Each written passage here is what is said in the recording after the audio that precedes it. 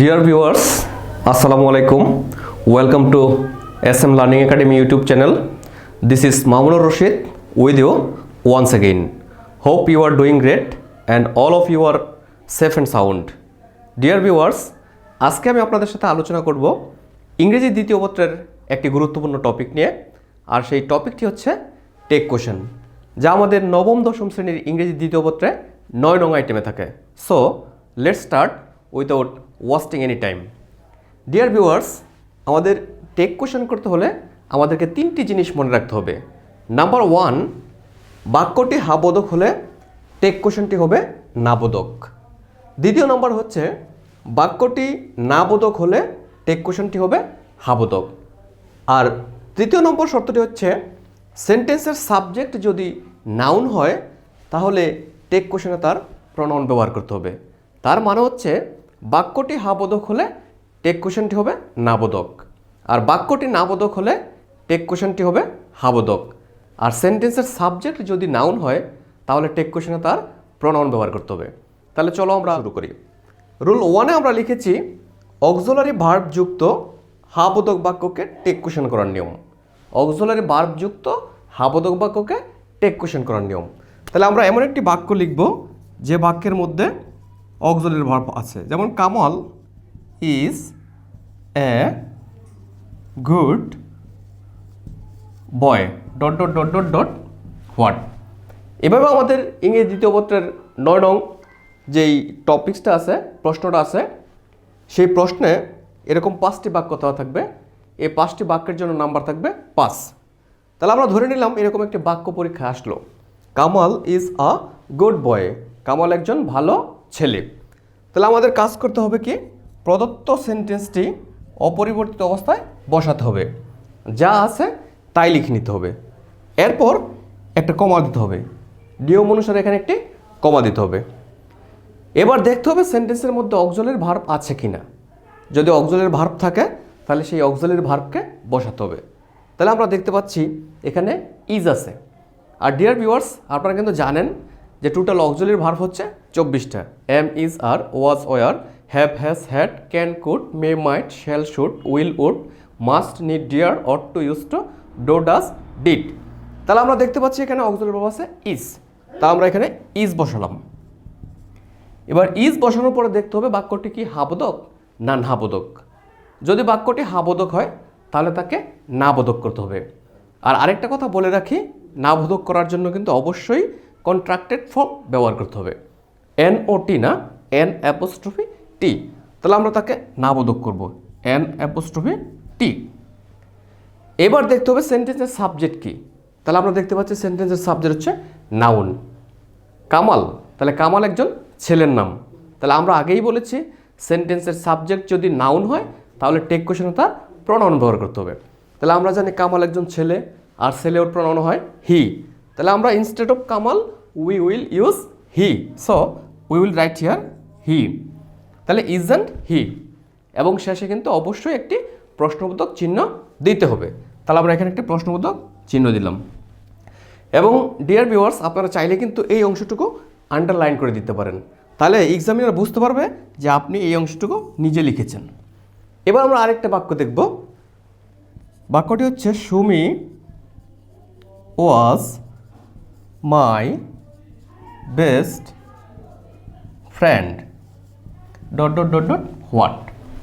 তাহলে এই বাক্যটির অর্থ হচ্ছে Sumi was my best friend, Sumi আমার সবচেয়ে ভালো বান্ধবী ছিল বা বন্ধু ছিল। তাহলে এবার আমরা কি করব, প্রদত্ত বাক্যটি অপরিবর্তিত অবস্থায় বসাবো। বসানোর পরে প্রথম যে কাজটা করতে হবে সেটা হচ্ছে কমা বসাতে হবে। তাহলে এখানে আমি একটা কি দিলাম, কমা দিলাম বা কমা বসালাম। এরপরে দেখতে হবে এটার মধ্যে অক্সিলারি ভার্ব আছে কিনা। তাহলে যেহেতু আমরা অক্সিলারি ভার্ব যুক্ত রুলস করতেছি, তার মানে অবশ্যই একটা অক্সিলারি ভার্ব থাকবে। তাহলে এখানে অক্সিলারি ভার্ব আছে কি ওয়াজ। তাহলে আমরা এখানে লিখলাম কি ওয়াজ, এবং আমরা দেখতে পাচ্ছি বাক্যটি হচ্ছে নাবোধক, হাবোধক। তাহলে এখানে আমরা কি করব, তাকে নাবোধক করব। আর না কিভাবে লিখবো, নটটা কিভাবে লিখবো, N''T। তাহলে ওয়াজেন্ট, এবং উচ্চারণটা ওয়াজ নট না, উচ্চারণটা হবে ওয়াজেন্ট। তাহলে আমরা লিখলাম ওয়াজেন্ট। আর এখানে সাবজেক্ট হচ্ছে সুমি, আর সুমি যেহেতু একটা মেয়ের নাম, এটা ফেমিনিন জেন্ডার। তাহলে আমরা এখানে লিখব ওয়াজেন্ট শি, এবং শেষে একটা প্রশ্নবোধক চিহ্ন দেব, আর তাহলে নিচে আমরা আন্ডারলাইন করে দেখব। তাহলে আমরা এই প্রথম রুলসটা শিখলাম যে অক্সিলারি ভার্বযুক্ত হ্যাবোধক বাক্যকে টেক কোয়েশ্চেন করার নিয়ম। এবার আমরা আলোচনা করব রুলস 2। রুল 2 হচ্ছে অক্সিলারি ভার্বযুক্ত নাবোধক বাক্যকে টেক কোয়েশ্চেন করার নিয়ম।